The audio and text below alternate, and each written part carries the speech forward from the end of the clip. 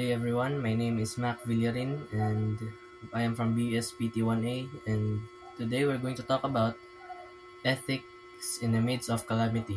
So recently we experienced an earthquake kung kusog kayo, that mainly affected Cebu, or specifically Bugo City, and a lot of people lost their lives and many were affected. People lost their homes, their livelihoods, and a lot of people suffered. So today we're going to use ethics and the way of thinking sa mga tao, like, you know. So from the utilitarian perspective, di ba? So we ask ourselves, what actions will help the most people. So ato nga time, di ba, daghan yung nanabang mga trucks puno, mga donation drives niya na.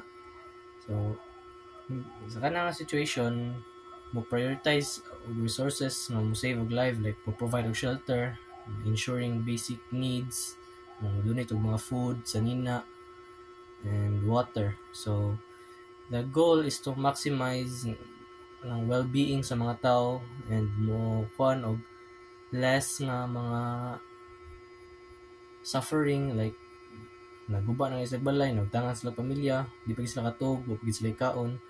So through utilitarianism, mo-donate ang mga tao, tinabangay. Kami personally, di man kami dato. So ni kanrig mga sanina. Yan na. So even if it's difficult, mo try gyud tinabangay yung tanan, kay that's what utilitarianism is all about. So from the ontology naman nga perspective, ang focus kay mo shift sa what is our moral duties. So of course atong moral duty kay mo help, di ba? Kay kanang ignoring someone nga nagsuffer, kay wrong man. It is our duty to help others, and doing the right thing is more important than outcomes. So mo gyapon, di ba?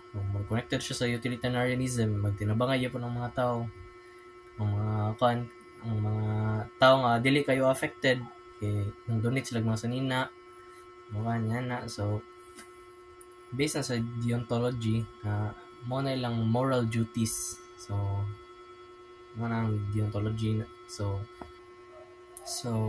sa naman susunod kay magkuan ta sa virtue ethics.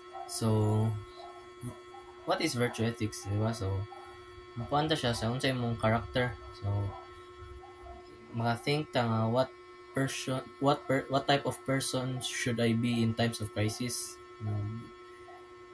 So kuan ta, di ba, nga ato nga time ang mga tao nagtinabangay, bisag nakalisod, tabang yapon nya, bisag mga affected sila, kay mo hatag sad sila, katong nang hatag sila mangga, saging. So yeah, so makita kinato no nga kani sila kay mga ethical theories, pero in practice mabuhat kinato sila, like katong grabe mga tao nagtinabangay gyud. So mao ni ang ethics in the midst of calamities. That's all. Thank you.